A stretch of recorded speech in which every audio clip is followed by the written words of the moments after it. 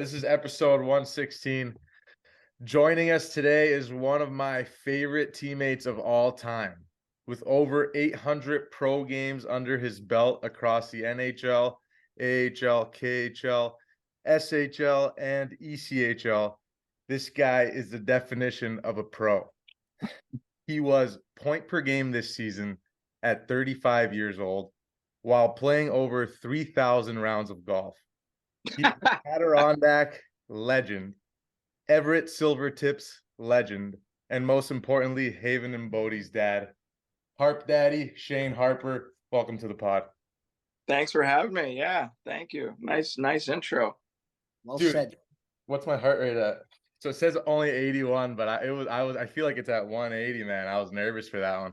Wow, so you're professional. You're only at 80. Dude, Harps, man, but I'm so happy to welcome you to the Buzz Pod, man. I feel like just since the day I met you, when the first time I met you, I thought you were a 27-year-old kid, 100%. I was like, this guy's my age. He's a beauty. He's like just chatting with the boys, chopping it with the boys. Don't touch your sticks. But other than that, just an absolute beauty. But I want to take it back a bit and start at the beginning, your childhood. You grew up in Valencia, California, and I'm wondering because, EP says relatives and all that. I don't see your dad or anyone played hockey. So how'd you get into the game?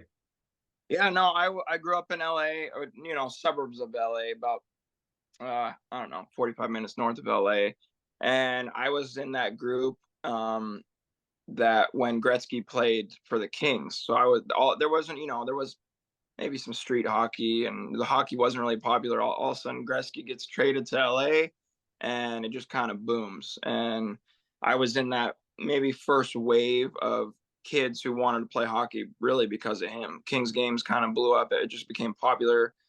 Celebrities started going to games. It just kind of became a thing. And then, yeah, I think I played like soccer and baseball, just the standard sports. Then my parents signed me up for YMCA street hockey. Oh, it wasn't street hockey, YMCA roller hockey, but it was literally outdoors on concrete, chain link fence. And they saw a flyer and signed me up. And then I guess, yeah, the rest was just kind of, I didn't play anything else. I just liked playing hockey, and they signed me up to play ice hockey 2 years later. And yeah, here I am.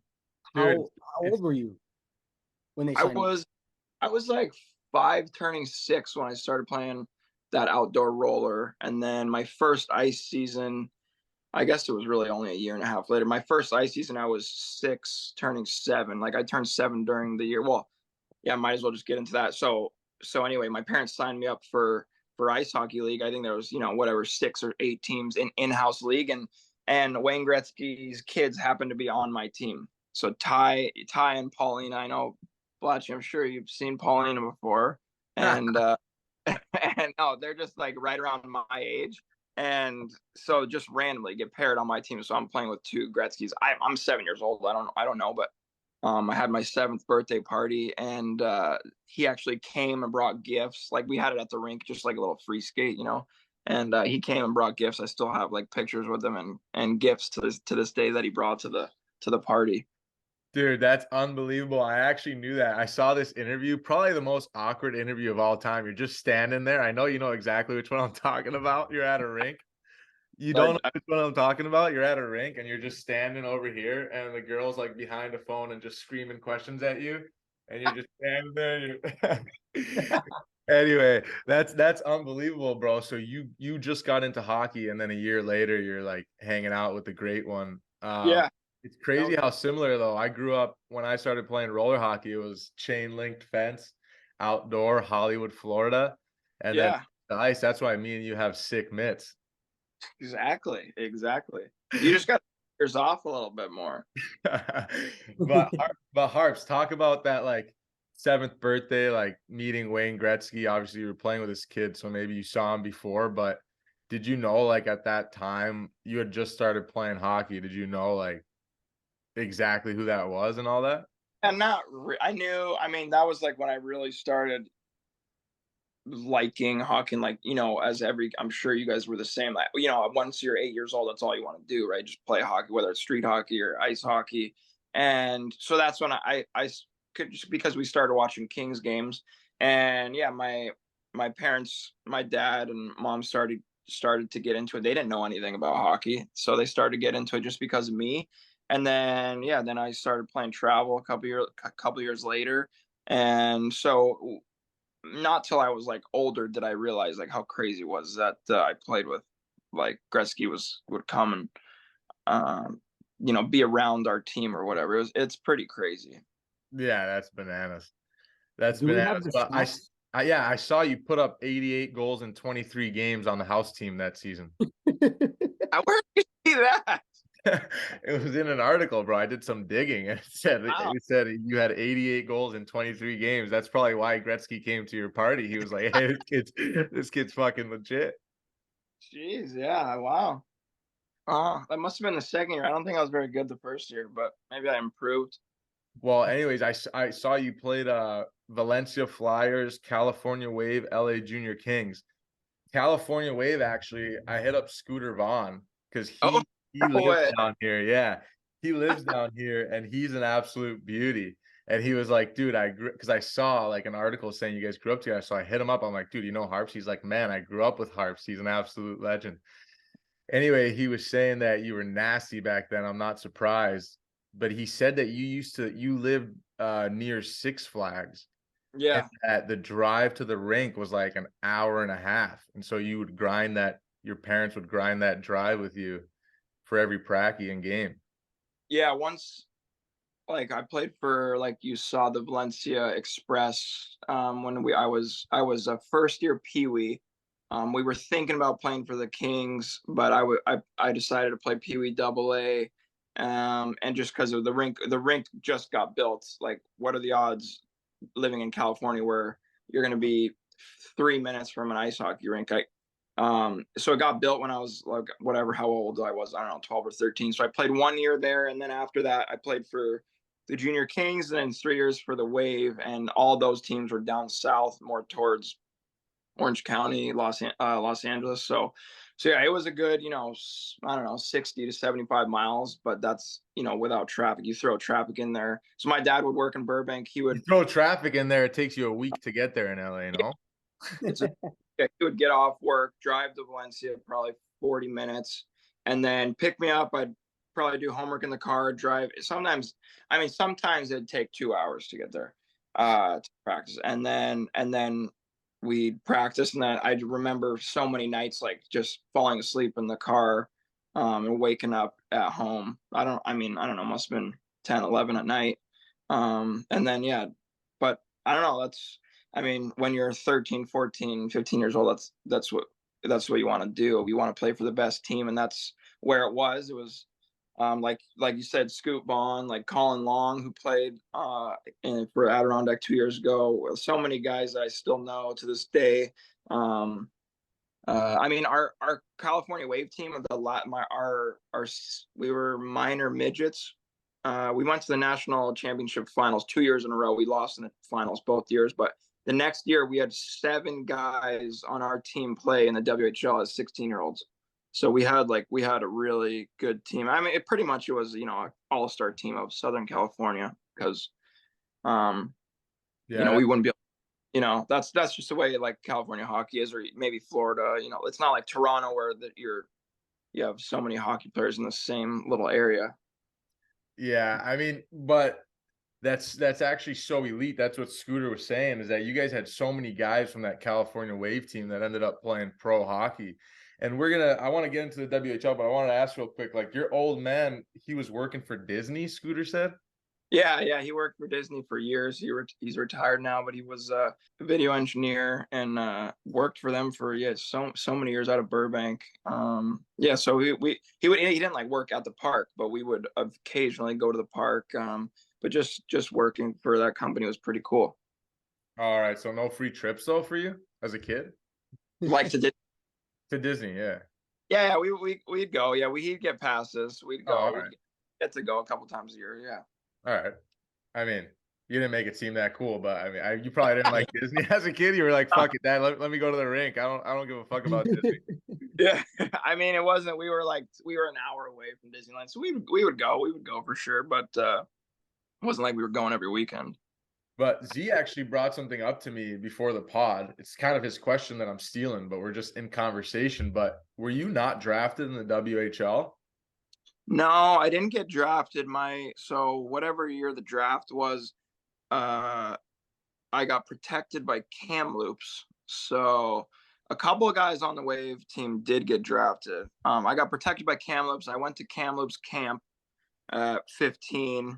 Thought it was really cool. Like, the reason why we all went to the WHL is because our coach Jack Bocas, who coached the California Wave, he was from Detroit originally, and he played in the WHL. So we were California hockey kids and parents, and almost all of the parents, none of them played hockey, so we didn't know really anything. We didn't even, none of us even knew we could play college hockey. We were like clueless. This guy made you guys go. Is what you're saying. Yeah, we were from California. We went to tournaments in Kamloops. We went to a tournament in Prince Albert. Wow. We went to we saw the Northern Lights, and I think it was Prince Albert, Saskatchewan. So, I mean, no other teams were going out. So I think he was just like exposing us that there's more hockey. Like, this league is great. So a team started to take notice of us, or the league started to take notice of us. So anyway, yeah, I went to camp in Kamloops. I told him I was going to go to college. I think we just said that. We didn't even know anything about college either. We had no clue. We were even good enough. And then I went to a USA Hockey Festival the next year, and then Everett protected me. And we were like, oh, should we even go? They convinced us to go to camp. So I was 16. They convinced us to go to camp. We told them I wasn't going to play. I must have had a pretty good camp, and they sat us down in a room and said, we want you. You made the team. We want you to stay. And we weren't prepared at all.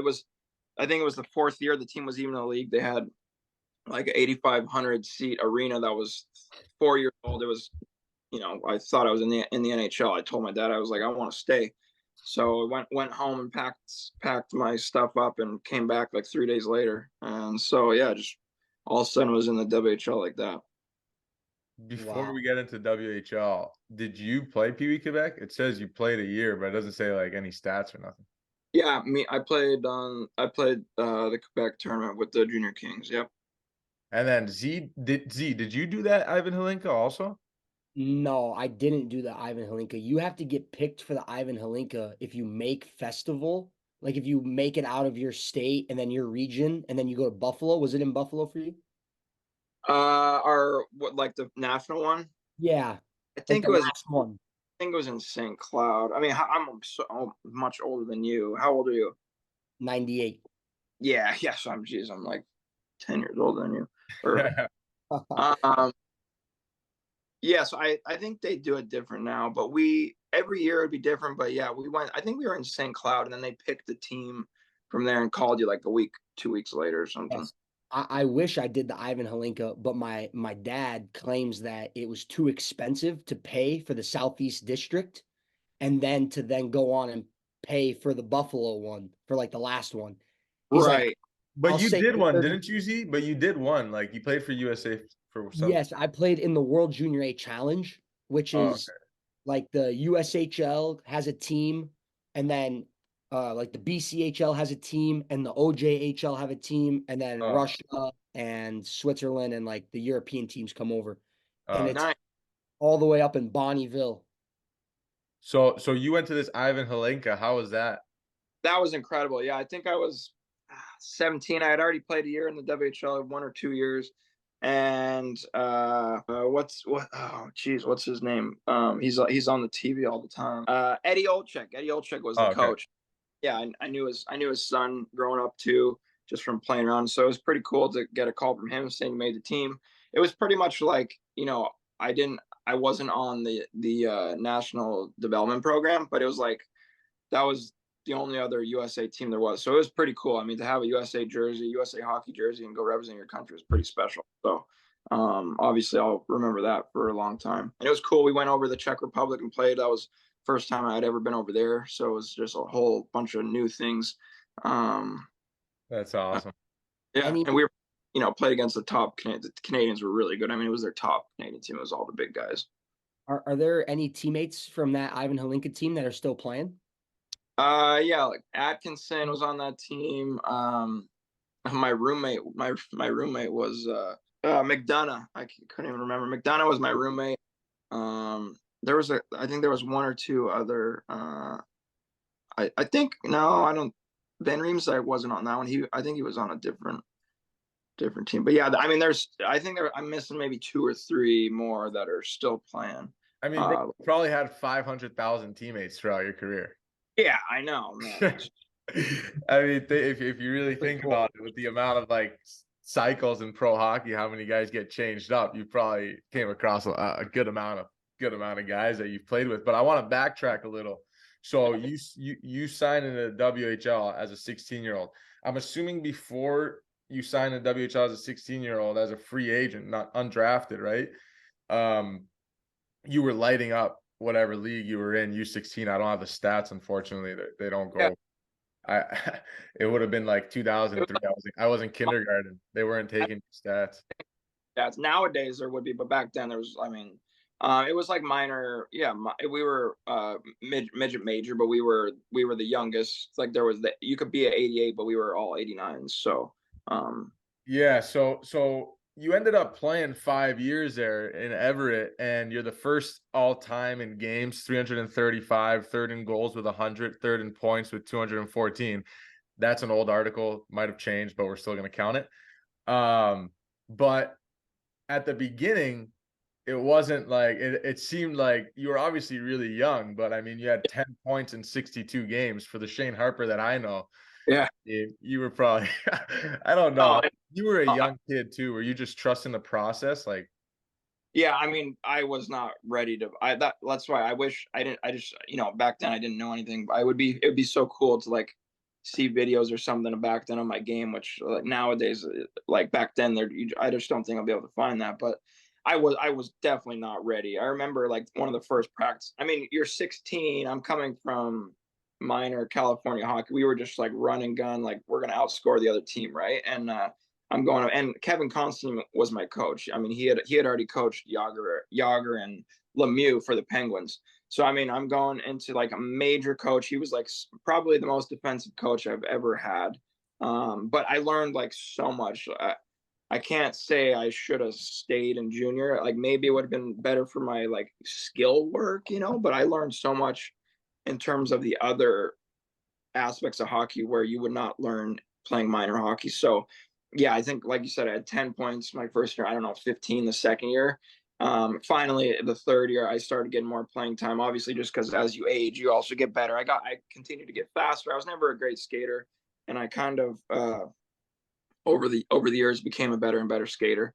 So yeah, I learned so much the first couple of years. I was definitely in over my head, but I mean, I know I wasn't drafted, so I made the team somehow. I know I used to go to the net, and the coaches used like, I know a couple times I had a meeting. He was like, you got to get to, like at camp, you were getting to the net and tipping pucks in and just scoring around the net. So I remember like little things like that. But I don't remember a ton. And then obviously as years progressed, I just got better and better, and more opportunity leads to more points and stuff like that. yeah, 43 and 71 your third year, then 66 and 72, and then 80 and 72, 42 goals. Your 20 bomb year.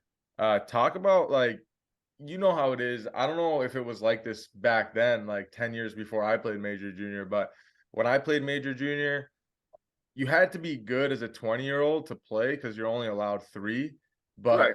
you probably weren't getting an NHL deal. Like it's not very common for a 20 bomb to get an NHL deal. Yeah.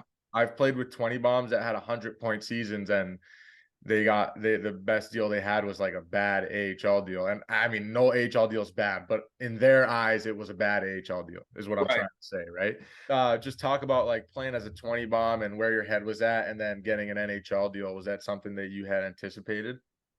No, I really didn't. I knew I'd always been a little bit of a late bloomer. Like looking back, for sure, I probably should have went to the USHL and then went to college.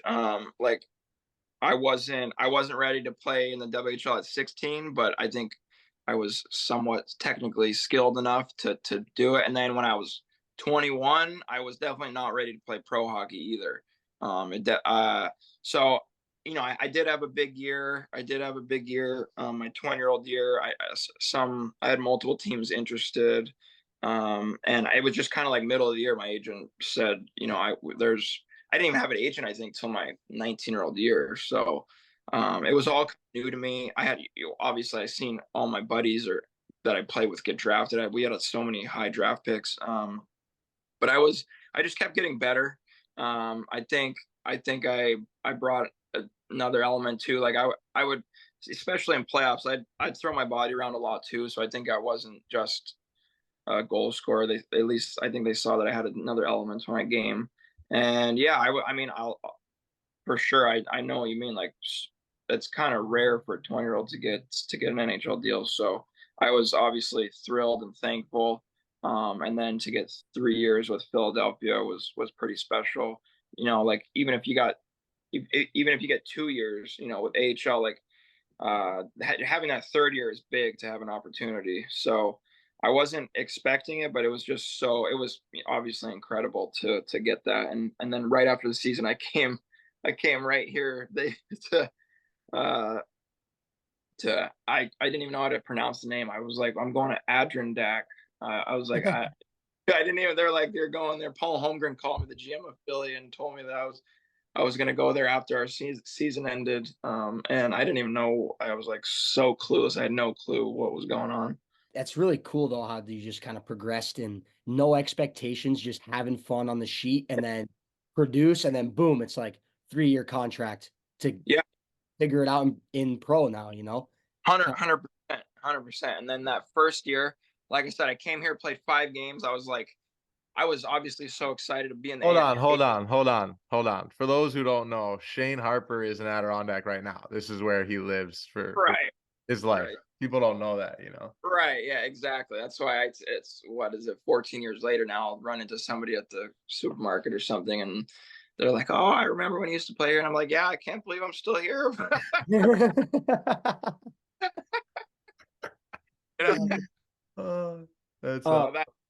Thank you for saying that. Yeah, I'm 10 minutes from the ring where I started. Hey, literally remember your roots. Never leaving your roots. Literally, I know the locker room still smells the same as it did like 14 years. I wanted to ask you, you touched on it very briefly. A lot of kids listen to this podcast, a lot of like 15, 16-year-old kids. And you mentioned getting an agent when you were 19. Yeah. How did that come about when you were younger? Because kids will ask me like, hey, should I get an agent? I'm like, well, you're 16 years old, like talk about how the agent kind of came into your career and like how that worked out for you. For sure. Yeah. I think that's something that when you're younger, you're probably overthinking. You think you need an agent. I mean, man, like you're 16, 17, you're so young. I mean, you see 18-year-olds get drafted, but like, what is it? How many percentage of hockey players are going to getting drafted in the first round, second round, third round? Like anybody who's after that, it's going to take them so long to develop and be a pro hockey player. So you can't overthink it, right? Like you said, I think I was 19 before I even got an agent. I could have got drafted a year before that. The captain of our team, Zach Daly, lifelong friends. He lives in Edmonton. It was his agent so he got an agent around because he was close to getting drafted. And I was his roommate when I was 20. And so we were always really close, and I just got to know him. And I think he was like, okay, I'd like to bring you on as a client. And I didn't have anybody else. So it was just kind of an easy choice. And I joined him. Yeah. So shout out to Eustace King and O2K for everything he did for me and their agency. So yeah, it's something that if you're a young kid, don't overthink it. You don't need an agent, like let your play do the talking. You can go start in a lower junior league and just kind of work your way up. You don't need an agent, Yeah. I liked what you said when you just said like I didn't have an agent. All I was worried about was just getting better and focusing on my game. And that's where all your energy should go towards. because that's Yep. what's going to get you the results. And then the agents will try to recruit you. Exactly. I mean, I think I was 155 pounds when I went to the WHL, and I like Blatchy said, I wasn't playing a ton, and so I just like crushed the gym for like 2 years straight. I came home and like people were like, "What happened to you?" Like I probably lifted too much on like my upper body too. I did whole body, but it's like I don't need to be doing that many bicep curls. So, but I was young and dumb, right? And so I think by the time I was, I don't know, 18 or 19, I was like 185, 100, probably back then 185 pounds. So, I mean, yeah, that's just what it takes. You just improve over years. And when you're young, that's kind of what you just build up for your whole career. Yeah, you were doing the bicep curls for the Valencia beach. We know. Exactly. Yeah. The other thing you touched on that I say all the time here is I would have gone NCAA, and Blatchy Jr. is going NCAA for sure. Just because I don't think you realize the luxury that you get when you go NCAA. I've talked about like all the other benefits, like alma maters. Those guys get to go back whenever. I mean, you're a cult member of the Everett Silvertips, so you might get different treatment than me, but I don't get to go back and train there and live there every summer. You know what I mean? So it's like a whole different brotherhood, and also you get like literally 4 extra years. And if you are drafted, it's even more beneficial, I think, because you don't have that 2 year time limit. It's more like 6 years from junior. So it's just like it's a no-brainer, especially if you're a guy like me. There's no fighting in major junior now, so there's no point in going. Crazy, yeah. 100%. Unless you're a first round prospect, you could just lengthen your career by going to play in, the NHL, USHL, or another league, and then go to college. You could go to college when you're 19 or 20 and have 4 more years instead of being done at 20. I had so many guys that I played with that they had nothing at 20, and you could go if you were lucky enough to get a job in the coast, or then you can go play Canadian college. So I mean, I was thinking I was going to go play Canadian college if nothing happened. So it's just funny the way things happen. Yeah, it's crazy what a good year can do. Like sometimes, I mean, you're an elite player, and I'm probably gonna say it a lot throughout this pod, but it's crazy. Your first stop in Adirondack so long ago. The following season, you played 20 games in Adirondack and 48 games for the Greenville Road Warriors. Your first year pro, you're on the Road Warriors. You're a fucking legend. But talk about just like first year full pro, getting acclimated. Obviously you had those 5 games a year prior, but now you're fully in the mix. And not only are you in the mix, but you get sent down to the ECHL. You're on an NHL deal. Like how did young Harps take that? Yeah, I mean, like I said earlier, I was not ready to play in the AHL, especially like 14 years ago. It was tough. Like there was like Morasti was playing on Syracuse. Like it was tough. I was like just not ready. I didn't have like the problem my first 2 or 3 years. I continued to get faster and get better, got better at skating to kind of keep up. And um so when I went down to the coast, I like a guy coming from California and then in Everett on the west coast. I knew nothing about the ECHL. Obviously, I go down there and I'm like, this sucks. Like I'm down here. I remember the first game we played against Florida. It was like a preseason game. We played against Florida, and I think I tried toe drag. I don't know, must have been 6 times. I didn't like. I hardly backcheck. I mean, I've always been like I feel like I work hard, but this game I was just like going through the I just thought I was like going to be better than him. Not thinking, no, knowing other guys in this league have already played major junior, lit it up, whatever. They're down here trying to work their way up. I was dumb. I was dumb. I was 21 and I was on an NHL deal, and I thought I could just score like whenever I wanted. No chance. The coach, Dean Stork, has a video session with me the next day, and I remember like kind of sweating, and because I was watching it on film, And I was like embarrassed how I played. It was so bad. It was probably the worst game I'd ever played, just because the effort level, there was no effort. And you obviously you can't play pro hockey like that. So the season started like a couple days later. If I wasn't on a deal, I would have got cut, I'm sure. And so I started my professional career on the 11-day IR. NHL contract, ECHL, first game of the year, 11-day IR. Back then, I think they had an 11-day IR. Now I think it's only 14. But it's my age. Like, what the hell are you signing that for? I'm like, I don't know, man. He's like, you told me I wasn't gonna play, and like, I mean, I'm like, the game tape was brutal, so I was like, I just signed it. I don't know, and like you saw with the stats, I actually had, I ended up having a really good year, but I had to work at that too. It probably maybe in the long run, I'm happy that I got sent down that first year. Playing on the coast really helped me. By the end of the year, we did make playoffs. By the end of the year, I was playing a lot, and only having 3 lines. So I had to work my way up and kind of gain that coach's trust too. So it was another good learning lesson. I just had a lot of learning lessons my whole career, really. So Yeah. And a quick highlight is your overtime goal in the outdoor game, second largest crowd in AHL history, 45,653. What stadium was that? I was in the Philadelphia Phillies stadium. Yeah. So but at the time, it was the biggest crowd in AHL history. I think, I don't know, it was my second or third year with the Phantoms. And yeah, that was crazy. I think it was the second shift OT. I don't remember when my coach was Joe Patterson or Andy Murray. I don't remember. But yeah, I scored the second shift OT. It was insane. Like the place was just packed. Braden Holtby was in net. It was sick. That's pretty cool. I think I had long hair. Those interviews are hard to watch. I'm just like cringe. That's probably why you were scared to play against Marassi, because he was chirping your man bun, hey? Yeah, probably. Yeah. That's probably why you went to the full buzz cut when you made the show. I know that. Yeah, well, that was another funny story.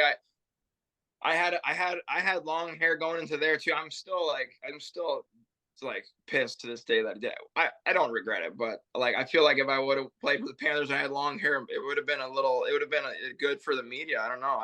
It would have been harder for them to send me down, I think. Anyway, jumping ahead to that, I had a great camp, and we were in what's the Army base there on the East Coast there? Canaveral?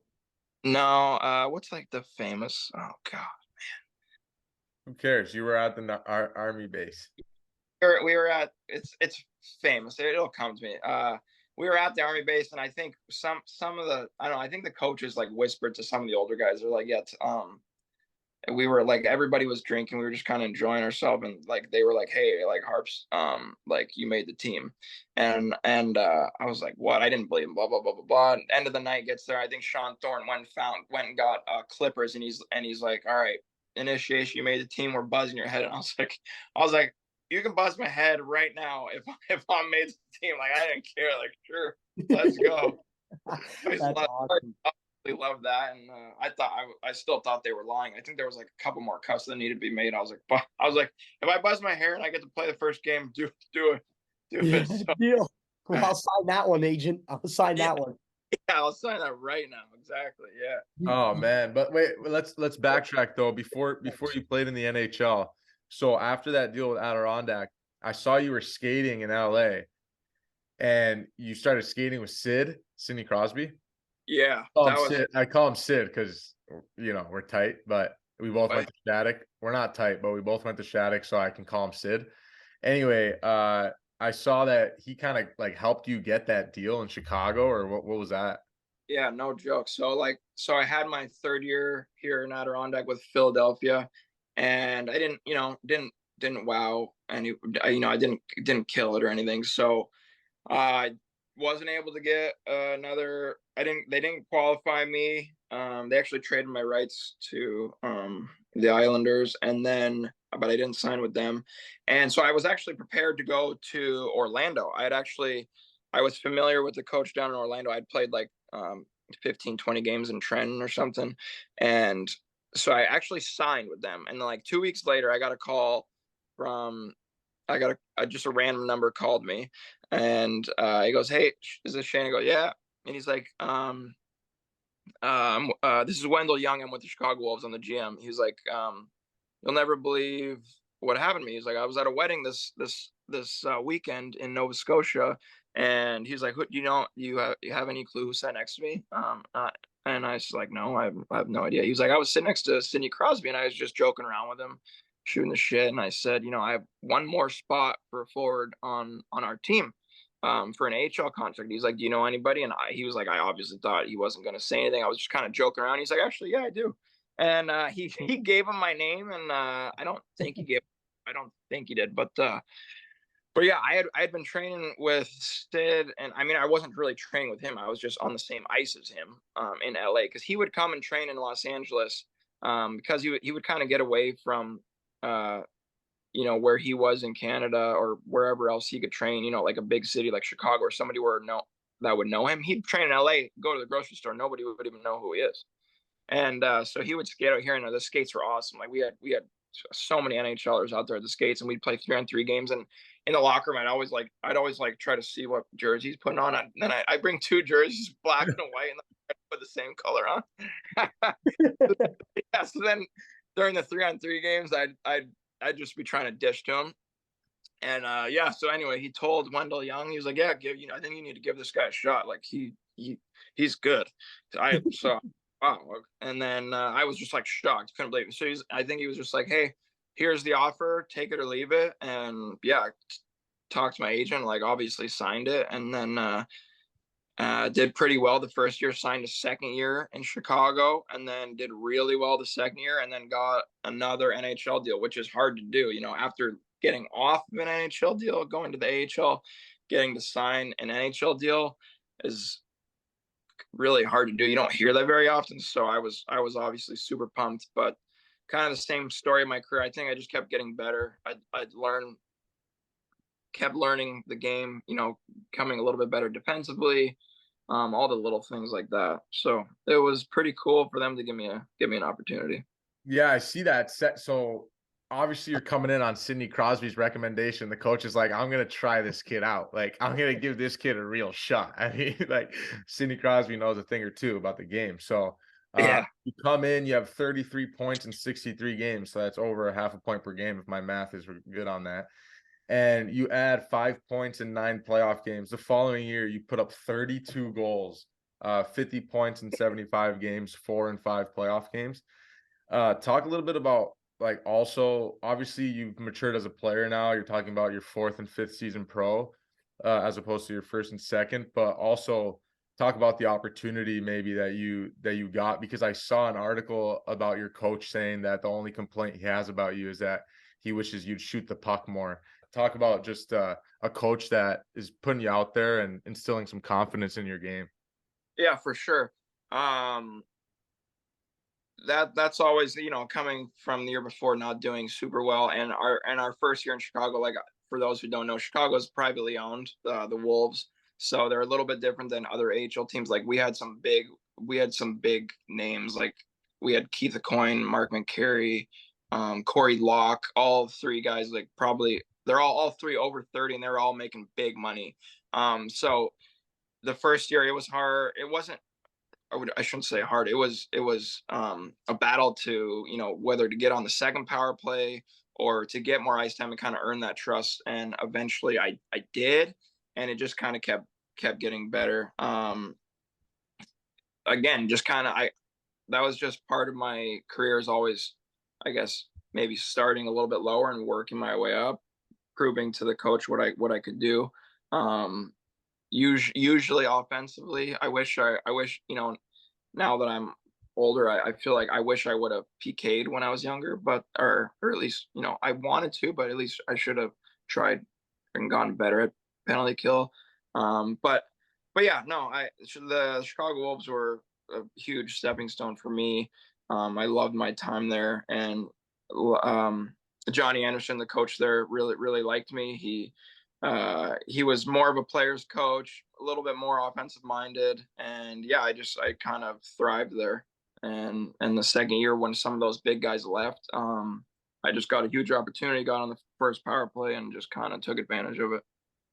Yeah, so you talk about getting an NHL deal after those 2 years in Chicago. I mean, kind of maybe something like you mentioned that you didn't think would happen again, and so you're back. You signed with the Florida Panthers, my hometown team, baby, Stanley Cup champs.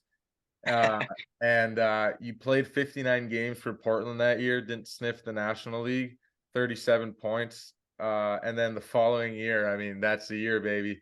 14 Yeah. points in the NHL, 2 goals, 1 assist.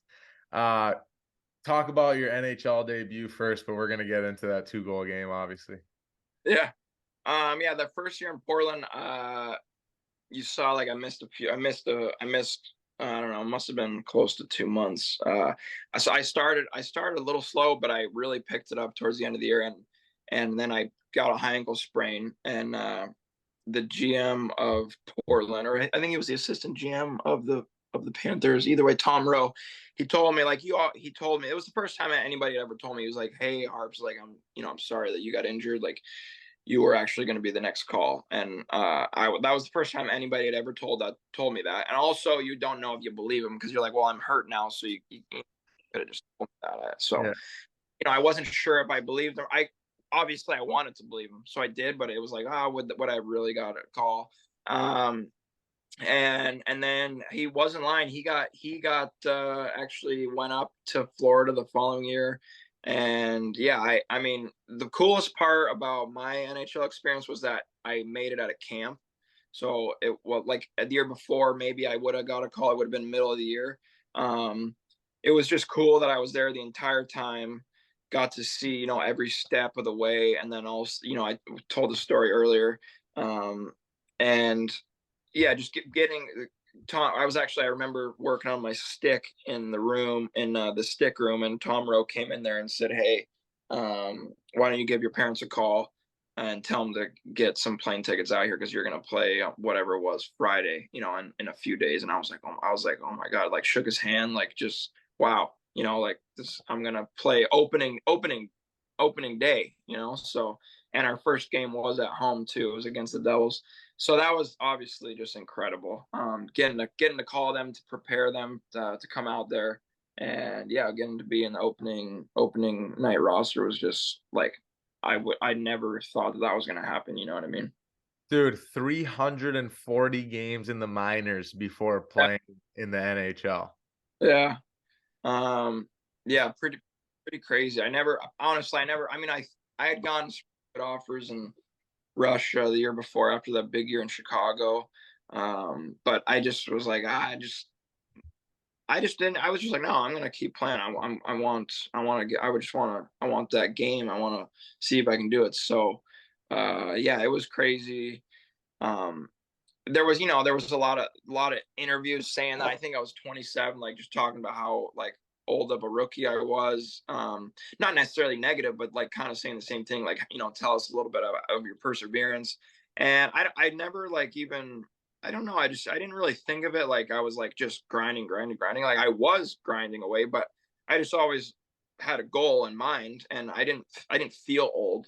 I didn't feel old, and I thought it was, I still felt young. So it was incredible for sure.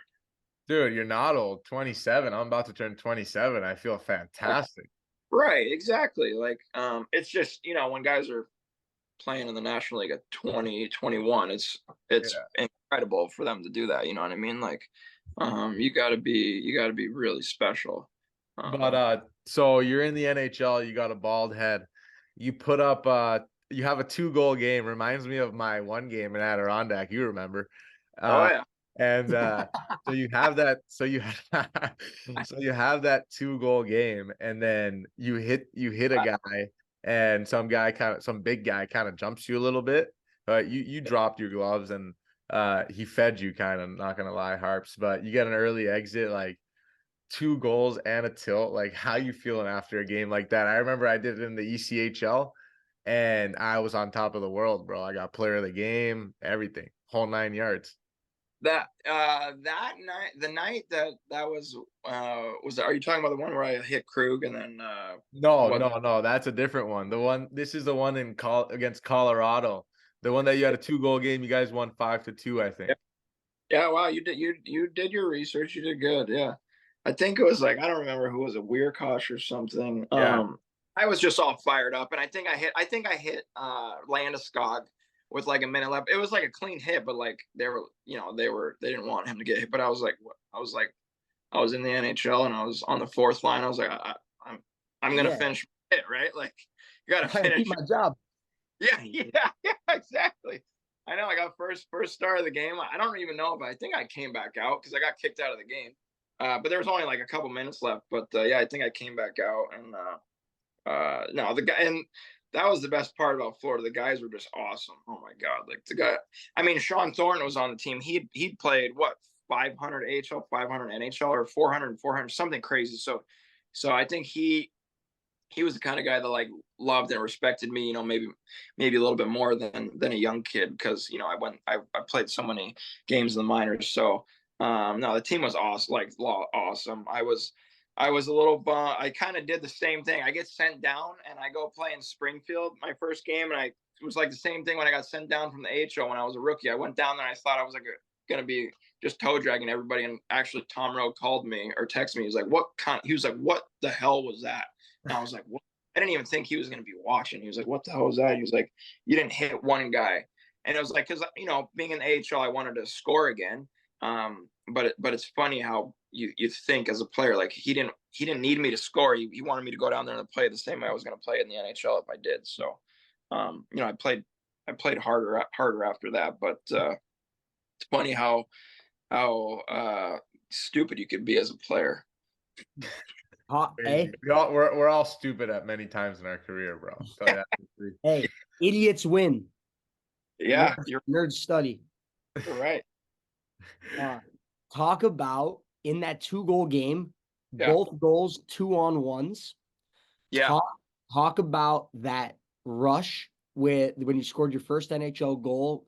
You're trucking down the middle. Greg McKegg's got the pill. Talk about that moment. Yeah, I wish I would love to see the highlights of that game because in the first period, somebody passed me it was almost one of those ones where the D were leaving the zone and I was kind of hanging back just in case. Puck comes to me and I was one-on-one with who was it, Varlamov, and I made like 2 moves in front of the net and I missed. Anyway, so I was wait. You got chirped so hard after that game. So one of the reporters asked you, and they were like, yeah, like 2-goal game, blah, blah. And you're like, yes, but I had an opportunity earlier and, I didn't know if I would ever get another opportunity like that. So I was pretty rattled that I missed it. And the reporter just goes, yeah, it seemed like you had about an hour in front of the net. Like just want to see that. I wish I could find that highlight.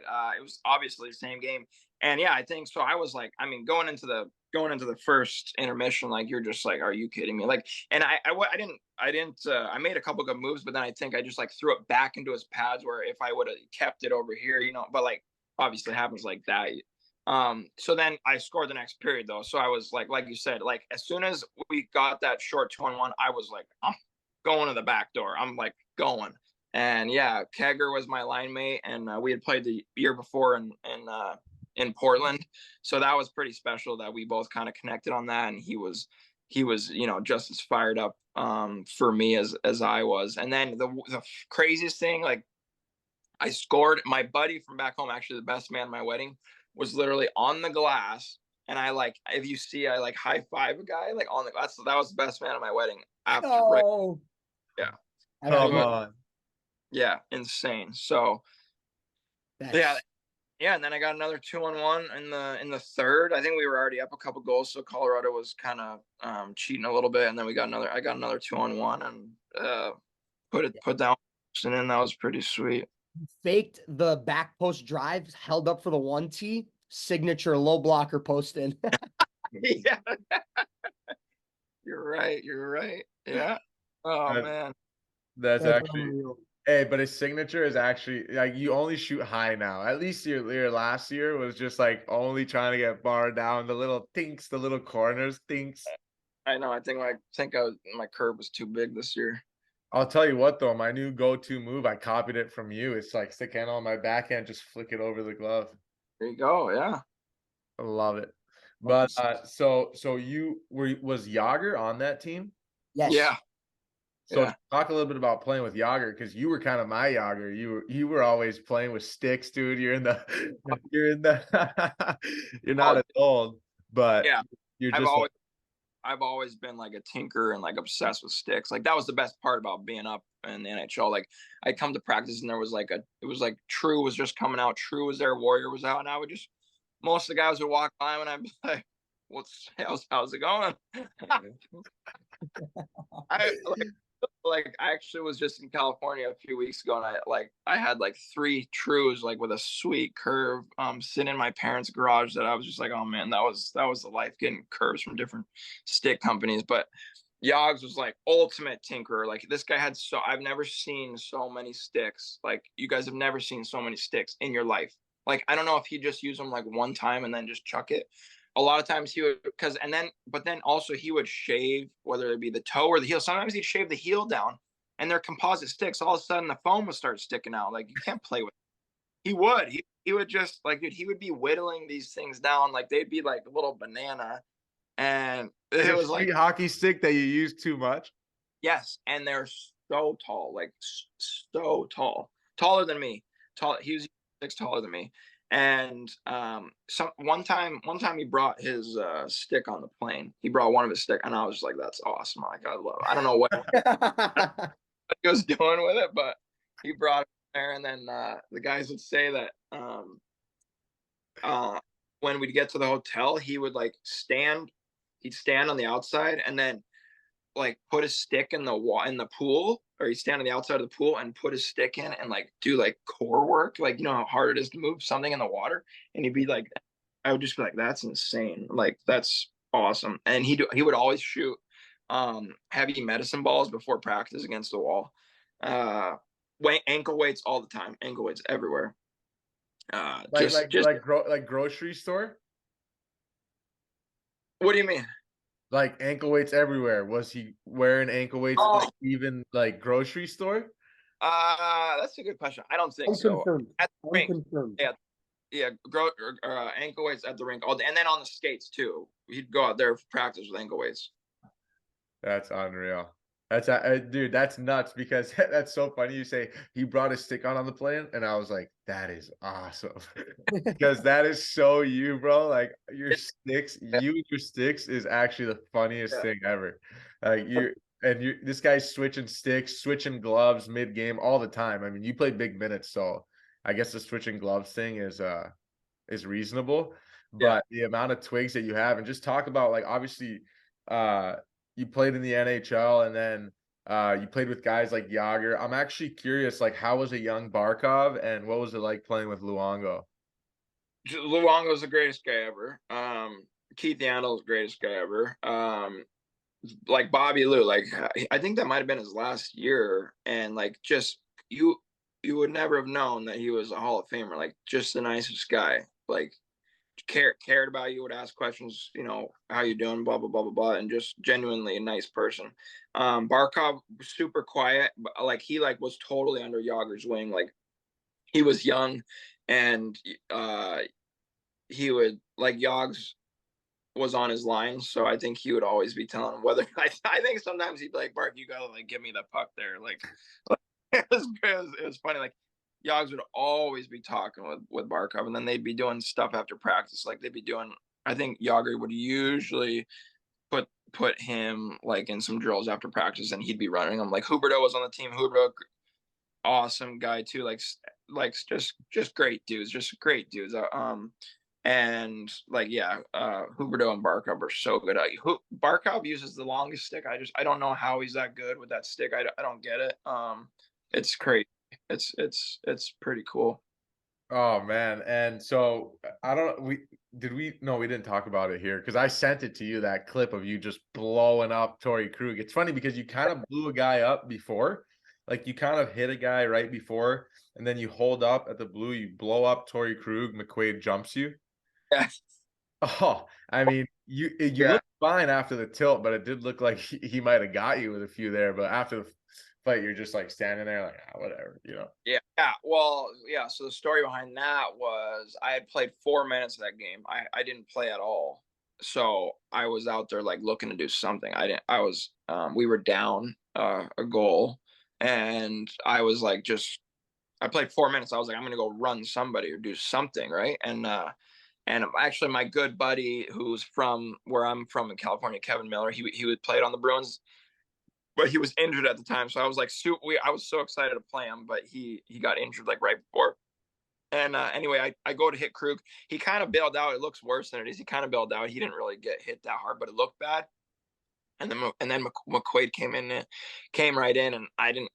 Dude, I'd played 4 minutes of the game. I didn't care. Like, if he would have connected with one of those, I would have been done.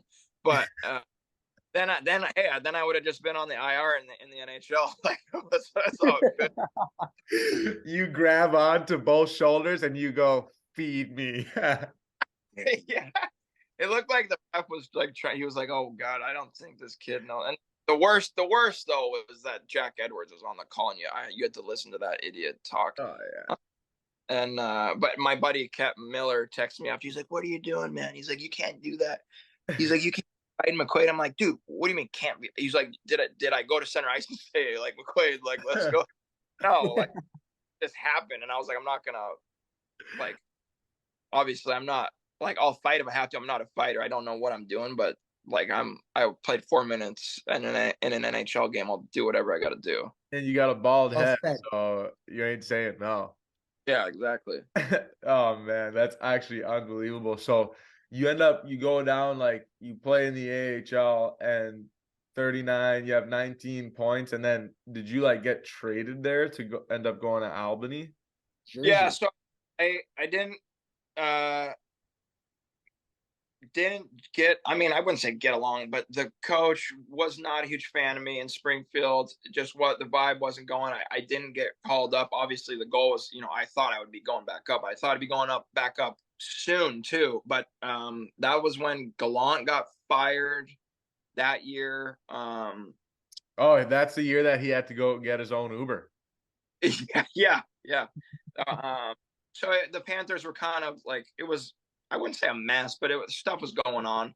Yeah. And I didn't get a call, and it was right before the deadline, and my agent asked if I wanted to try something else because the Devils were interested in me because I think I'd played against the Devils twice. I think I fought a guy on their team the first game too. But I think we got like double minors for roughing, so I didn't even get credit for a fight. But so he was like, they're actually interested in you. He's like, why don't we get you traded to Albany, see if you can perform there, and then maybe you can get a shot. So I obviously was already dating my wife. No, we weren't even engaged, but so I went to Albany and then was just commuting from Queensbury. So that was actually really cool. And that was the last year the Albany Devils were in the AHL. So I was actually living here in Queensbury and just commuting down there. And we actually had a really good team. Like we had quite a few guys that are on the Devils now. You had Blatchy stats on the Albany Devils.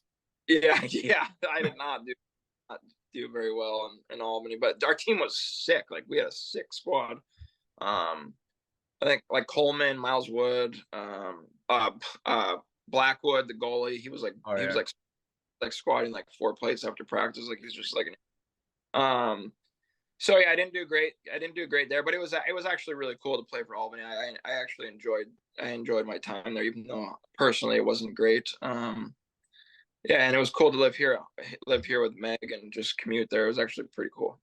Yeah, for sure. And then you sign in the KHL, which is actually something that a lot of guys, I feel like this year, I feel like there's been a huge movement of guys going to the KHL. And I don't know if it's because I'm paying attention more or it's because it's No, actually happening more.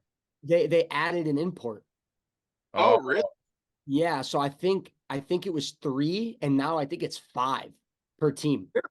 Really? Yes, this is the first year that you can do 5 a team. Okay, yeah. Wow. I see a lot of guys going over there. Obviously, like every guy that I talk to is like getting paid just a lot more than the offers that they have in the US. Like, can you kind of talk about like your experience? Like you went over to the KHL, a lot of Togliatti. Yeah.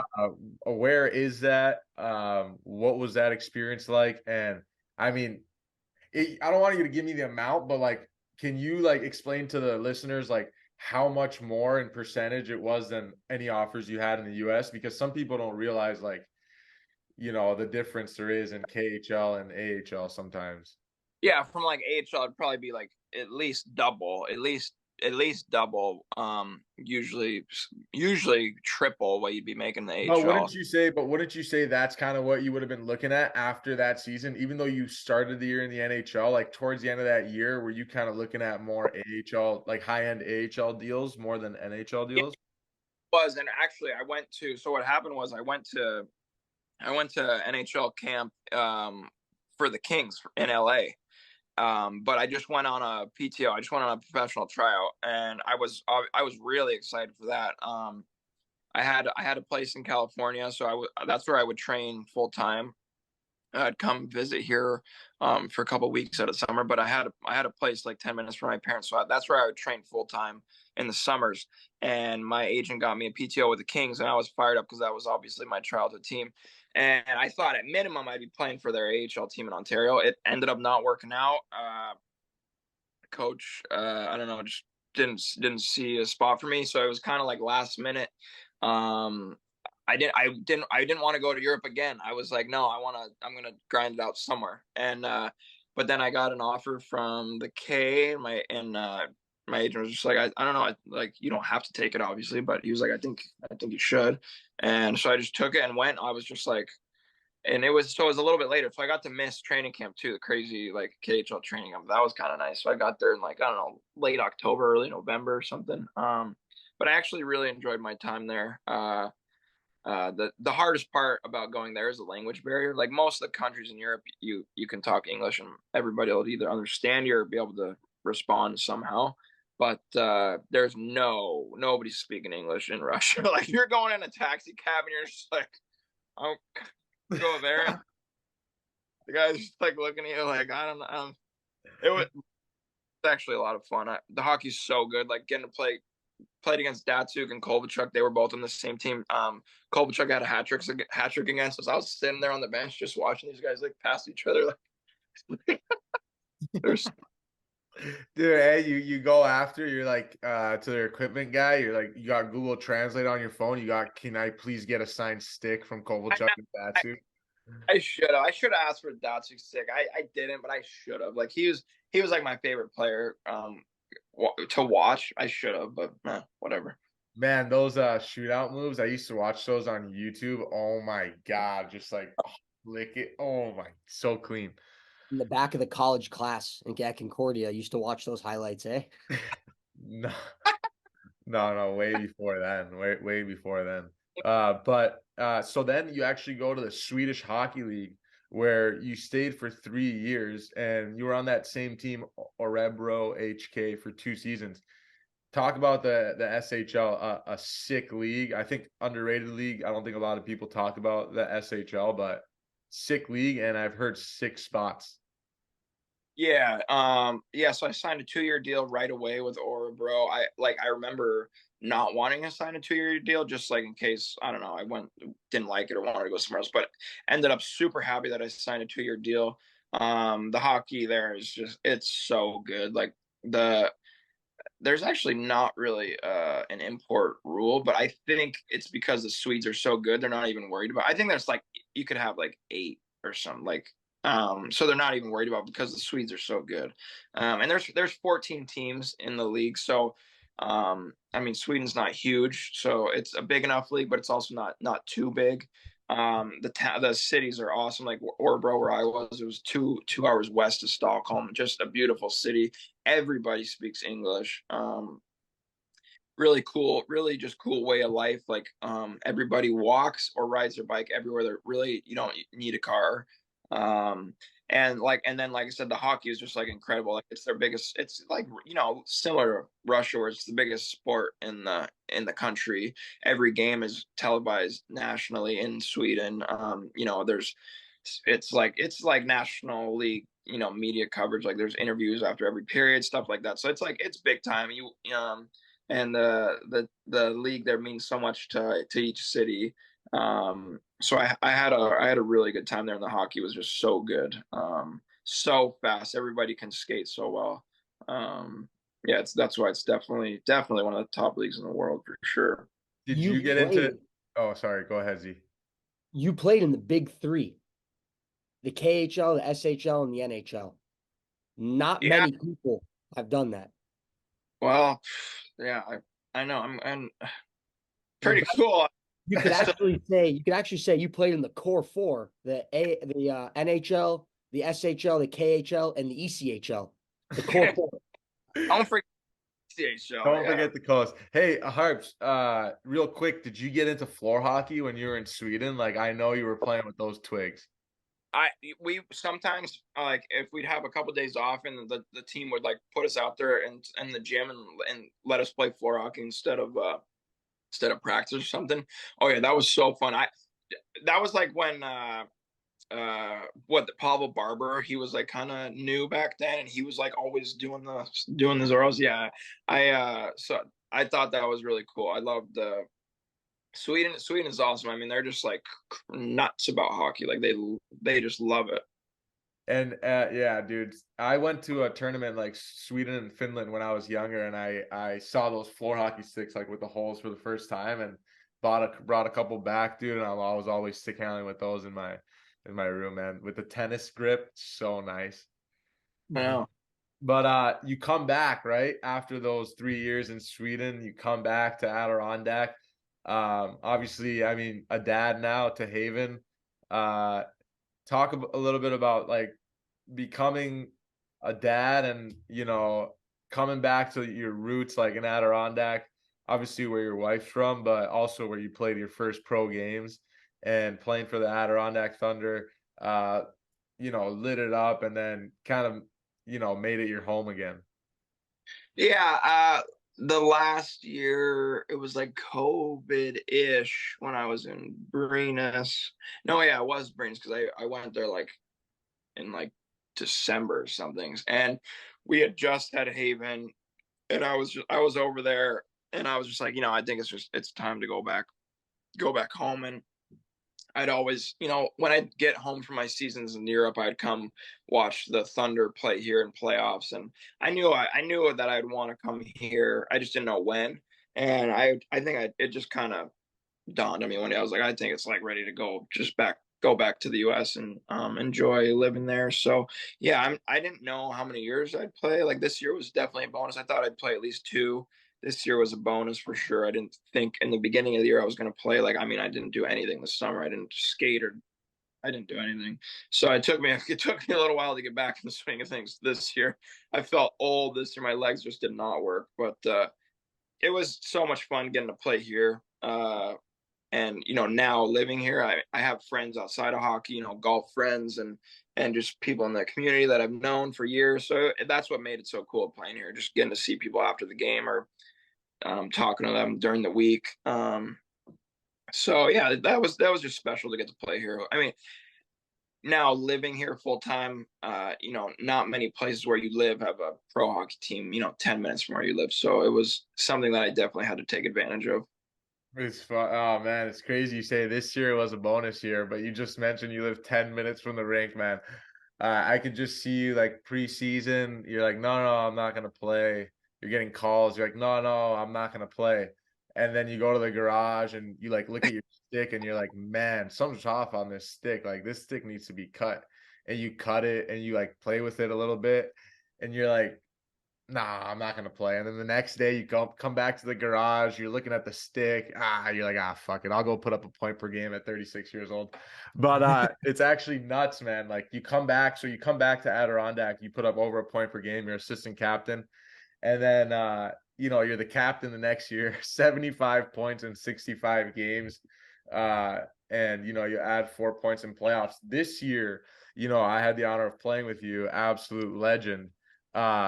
99 career goals in the ECHL, by the way. I just saw. So you got to come back for that 100th. Are you kidding me, Oh, dude? Oh, like 99 goals. You're gonna leave it at that, dude. Only time to come back is now. You have 100 in the WHL. You need that 100 in the coast. So there you go, Pete. For the end, I had no idea. That's crazy, bro. You actually need that 100th. But that year you put 75 points in 65 games. You come back. You don't come back. That's what happened is you were playing golf and the owner's begging you to come back, Jeff Beauty. And you come back and there you are, man, just a leader of the team with an A on your jersey. But you were the guy that everyone goes to, and kind of like you mentioned, like Thornton was to you, or Luongo, like all these guys that you say that were super vets to you in the NHL. Like when guys like me come in, and especially rookies, but even guys like me that have a couple of years in the ECHL, like see a guy like you're that super vet, right? Like you have NHL games, SHL games, KHL games, not a lot of guys like you in the ECHL. So to have you be like the guy that you were exactly like them. Like you were that guy for me and for everyone I know. So like kudos to you, bro, because you're the fucking man, dude. And the to hear you say that you felt old this season kind of pisses me off. I'm not gonna lie to you, because just like little things like I think you had like 8 points in Newfoundland in 3 games, and you're talking about like you were feeling old this season. It's unbelievable. Give me your legs, bro. Give me your body, bro. I'll keep going for you. No, that's why it was so fun playing here. I mean, it was probably the most fun I'd had, because not the pressure was off, but a little bit less pressure. I got to play home. I wasn't This guy playing. was on a home game only contract. What are you talking about pressure, bro? You have no pressure, bro. Not bad. The schedule was pretty good this year. Yeah, I didn't have to go to every. I did. I definitely wanted to go to Florida. Chose to go there. Yeah. The groups, the guys are so awesome. That's definitely what's different than going to Europe. Like obviously we're North American. We like being around North Americans. Like the group of guys, like guys in the coast are the best. Like obviously I played so many years in the AHL.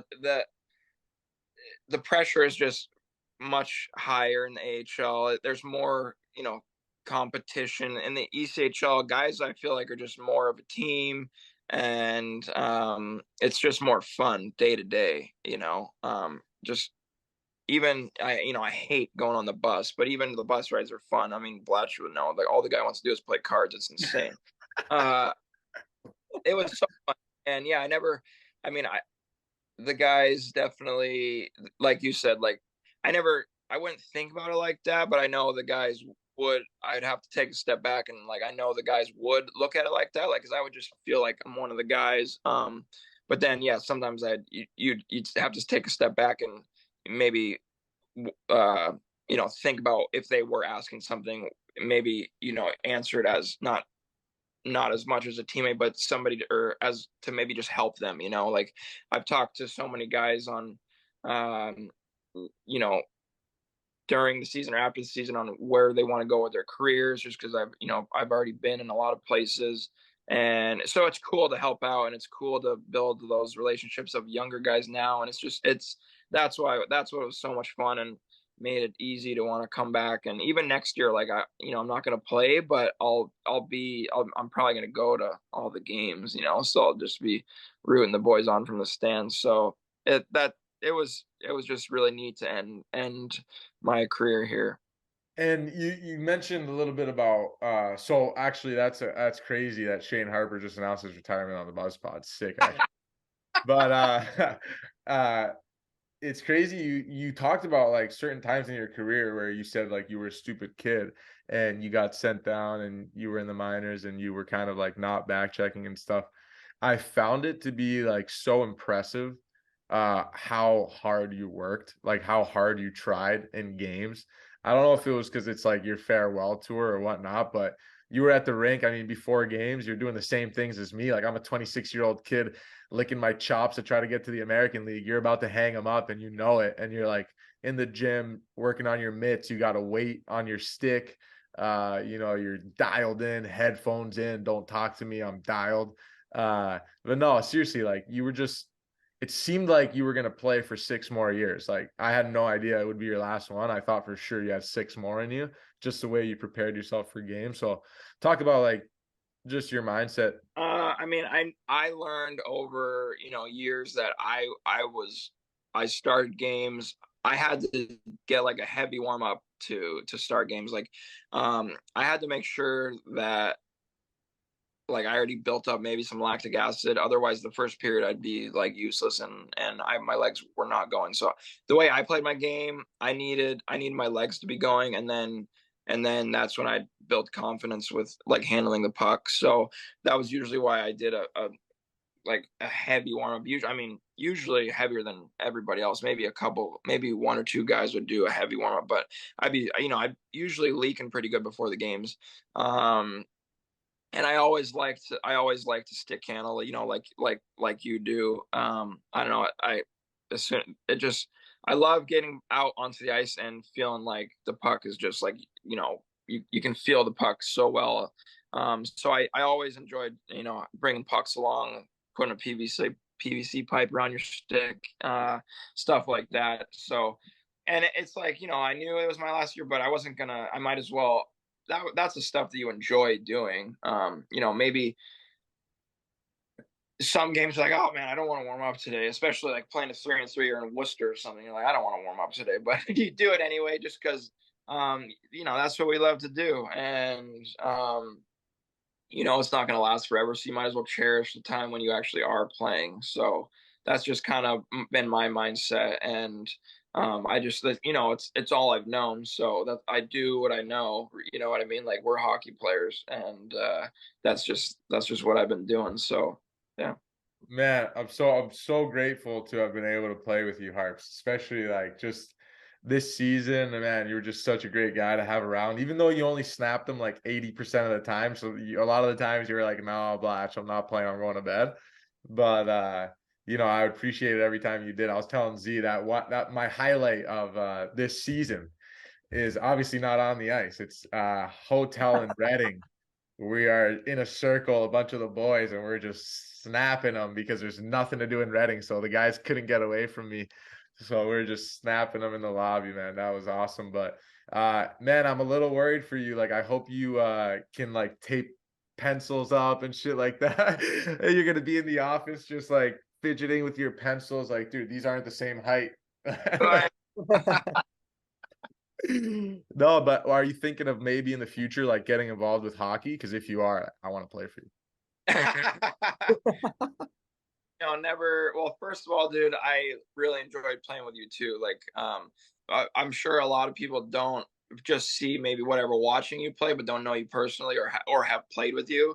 And like you brought energy that not many people bring, so you should just be proud of how you carry yourself. Like you're honestly like a really good teammate. So like you're happy for guys. Like doesn't even matter. Like doesn't matter. Like you're the guy who, if a guy gets a goal or a point, like you're like so fired up, which that's rare to have, So that was really neat to see, and I appreciate that. I witnessed. I mean, you were just like so excited to be there. I think the second game you were there, you were doing like the clicks before the game, and I was like, is this guy doing the clicks before the game? Oh, Like, someone's got to give them. I want to. So you can't get on the ice when you deserve them, and you didn't get them because I've been that guy coming to lineup and like I don't get my clicks, and I'm already starting the game a little behind on confidence. I'm like, the boys didn't even realize I'm back. Are you kidding me? yeah, that's I love it. I love the passion you bring. And I mean, I don't even know how you do it. Do you like you're just not afraid of anything. You're just an animal. So I got to give you a little props. Thanks, Harps. Yeah, dude. Yeah. And so wait, what else were we talking about No, there? my question was if you're Oh, thinking about yeah. ever coaching in hockey or anything like that. Obviously, I you mean, probably have I don't. six sneaky years in you. You're gonna come back, but after that. I'd love to play against Solo and Three Ice next year if that ever comes back. But I don't have any plans as of yet. But like I said, like I'm not going to be able to stay away from the rink. Like I'm going to come watch the games, and whether they'll have me on the ice once in a while helping out, I'm going to be here. So I would like to eventually do something. We'll see. We'll see. I don't know if I'd coach. Like I'm happy to never get on that bus again, even though it's so fun and a lot of laughs, but I don't know, get home at 3 in the morning again. So, it, So it'll just, Shane's done, Bodie's up. yeah, exactly. Yeah. No, that's awesome, bro. Well, thanks so much. Z, I don't know if you have anything else, bro, but No, man, that was unreal. You've had an amazing career. It was great to battle against you and watch you. And every time you get the puck coming over the blue line, I'm like, holy shit, he's about to shoot low blocker post in. And it would either just miss or it would go in. Oh man. Yeah, dude, yeah. I'm for whoever doesn't know how you play, man. We'd want you on our team any day of the week, dude. You battle your ass off. I love the way you play. Appreciate that, man. Playing against you. I don't like playing against you, but those are the guys you want on your team though, right? Yes. Exactly. yeah. Actually, Well, wait. I got one more. You went to Adirondack in 2010, and now you live in Adirondack in 2024. Any key differences from when you first came to the town to now? That's a great question. The town, honestly, it has definitely expanded a lot. I mean, knowing everything, like, I mean, it's beautiful here in the summer. Like, we have Lake George 15 minutes up the road. We have Saratoga racetrack 20 minutes south. So it's definitely it's a little hidden gem. Like when guys come here on the road, like you only see whether it's the Queensbury. Well, when I came here for those 5 games, and I stayed at the Queensbury. That was before it got redone. It was like, I mean, those rooms were rough. It's nicer. It's nice now. And hey, still ghosts in those rooms. real quick before we wrap this up, did you ever hear the story of what happened to me at the Queensbury, like when I first joined the team? Of how I got locked out of my room in my underwear? No. Bro, it's the middle of the day and I had been sleeping. Like, I think I played my first game and then I came back and like went to bed. And the next day I had trash in my room. I wanted to leave it outside my door, but I was like just in my underwear. And I go to leave the trash outside my door and I hear the door click behind me. Bro, I look down, I'm like, oh my God, I have no phone, no keys, nothing. I'm just in my underwear. So I had to go down like middle of the day, bro. I come down into the lobby and the lady at the front desk just starts laughing. And she's like, what's going on? Like laughing. I'm like, I'm so sorry. I locked myself out. Like horrible, man. Actually went down there like that. Yeah, to the lobby in my underwear. Lulu boxers too. You can probably see everything, you know? No shame. The real reason is the away team was staying in there as well, and he wanted to like show everybody that he was like tatted and jacked. Yeah, exactly. Like, wrong with this guy, man. Bro, but you're the man, dude. Thank you so much for coming on. I told you it would be an hour. It ended up being almost 2, and I know you probably have golf, so I gotta edit this thing, and we'll get this out tomorrow. But bro, you're the fucking man. Dude, thanks, boys. I appreciate it. That was fun. That was cool. That'll be something I don't know, Bodie can listen to when he was 15 or something. So that's cool. Yeah. Dude, that's actually that we talk about that all the time. These will always be up. So like your kid will be able to watch this, see how big of a beauty his dad was. Like, all right, we'll end it on that. Thanks, Harps, bro. Thanks for having me.